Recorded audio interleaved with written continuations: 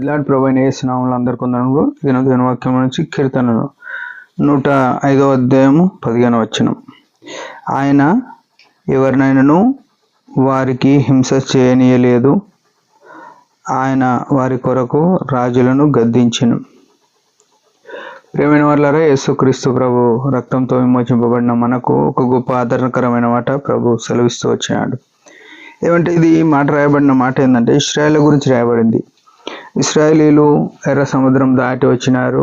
ఐగుప్తు దేశం నుంచి, ఆ బానిసత్వం నుంచి విడిపించబడి వారు పాలు తేనెలు ప్రవహించే కానానుకు ప్రయాణం చేసినారు.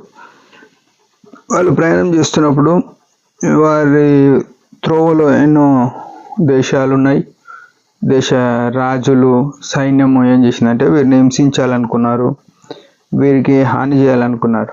అయితే మన దేవుడు ఏం చేసినాడంటే అదే మాట, ఆయన ఎవరినైనాను వారికి హింస చేయనీయలేదు. అంటే ఎవ్వరు కూడా ఇశ్రాయేల్ మీద దాడి చేయకుండా ఆయన కాపాడుతూ వచ్చినాడు. మన జీవితంలో కూడా మన కష్టాలు, మన ఇరుకులు, మన సమస్యలు వచ్చినప్పుడు మనం ఏమనుకుంటామంటే వాళ్ళు చేసిర్రు నా మీద కష్టం రానికే, వీళ్ళు చేసిర్రు నా మీద కష్టం రానికే అని మనము కొన్నిసార్లు అంటుంటాం తట్టుకోలేక. కానీ దేవుడు ఏం చేస్తాడంటే ఎప్పుడైతే మనం యేసు ప్రభు దగ్గర నమ్మకంగా ఉంటామో, ప్రార్థనతో ఉంటామో, ఆయన వాక్యానుసారంగా ఆయనకు విధేయతగా ఉంటామో, మనల్ని ఎవరైతే దాడి చేయాలనుకుంటారో, ఎవరు హింస చేయాలనుకుంటారో వారిని ఎవరిని చేయనీయకుండా, వారి హింసలు, వారి నిందలు మన మీద పడకుండా ఆపే సమర్థుడు మన దేవుడు.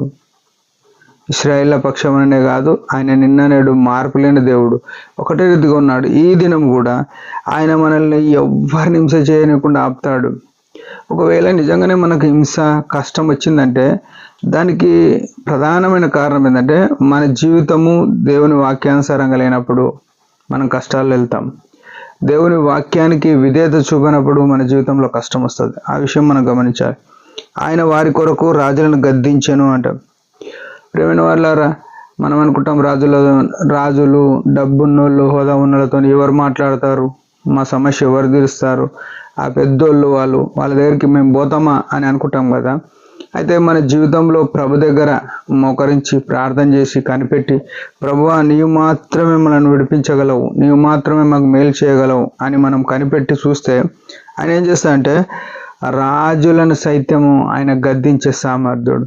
మన దేవుడు ఎవరంటే రాజులకు రాజు, ప్రభులకు ప్రభు. లోకంలో ఎవరైనా కానీ ఆయన కన్నా చిన్నోళ్ళే, ఆయన తర్వాత వాళ్ళే, అది గుర్తుపెట్టుకోవాలి. మనం ఏమంటామంటే కొన్నిసార్లు దేవునికిన పక్కన పెట్టేసి వచ్చిన మనుషులకు ఎక్కువ విలువిస్తాం, ఎవరో డబ్బు ఉన్న వాళ్ళకి విలువిస్తాం, లేకుంటే హోదా ఉన్న వాళ్ళకు, పేరు ప్రఖ్యాతుల వాళ్ళకు ఎక్కువ మర్యాద చేస్తాం. కానీ మన జీవితంలో ఎప్పుడైనా కానీ మొదటి స్థానము యేసు ప్రభుకే, మొదటి స్థలము, మొదటి సమయము యేసుప్రభుకి, ఆ తర్వాత ఎవరైనా. అది గుర్తుపెట్టుకోవాలి. ఎందుకంటే ఆయన నిన్ను నన్ను ప్రేమించి పరలోకంను కూడా వదిలేసుకున్నాడు, ఆ మహిమను వదిలేసుకున్నాడు. ఆయన అవమానపరచబడి సిలువలో ప్రాణం పెట్టినాడు, రక్తం కార్చినాడు.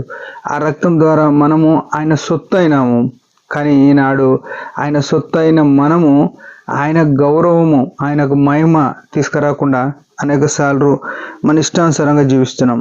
ఆ విషయంలో మనం జాగ్రత్త పడి ఆయన రాజులను, ఇంకా చూస్తే ప్రభుత్వాలను, చట్టాలను మన కొరకు మార్చగల సామర్థ్యుడు. ఇంత మంచి దేవుని మనం కలిగి ఉన్నాం కదా. రాత్రింబగళ్ళు ఆయన వాక్కు విని ఆయన ఇష్టానుసారంగా మనం జీవిద్దాం. దేవుడి మాట దీవించిన కాక. చిన్న ప్రార్థన. పరమ తండ్రి యేసు ప్రభు నామములో వందనాలు. మాకు ఇచ్చిన ఆయుష్ని బట్టి స్తోత్రములు. ఇశ్రాయేళ్ల పక్షంలో చేసినట్టే నేటికి మా పక్షంలో చేయడానికి సిద్ధంగా ఉన్నావు. ఆయన నా మా బలహీనతలను బట్టి కొన్ని సమస్యలు వస్తున్నాయి, దయతో క్షమించండి, సరి చేయండి. నీ వాక్యానుసారంగా జీవించుటకు, నీ మేము కొరకు జీవించుటకు నేర్పమని యేసు ప్రభు పరిశుద్ధ నామములో ప్రార్థిస్తున్నాం తండ్రి. ఆమెన్. మీరందరి పరిచయం గురించి భారంగా ప్రార్థన చేయండి. Praise the lord.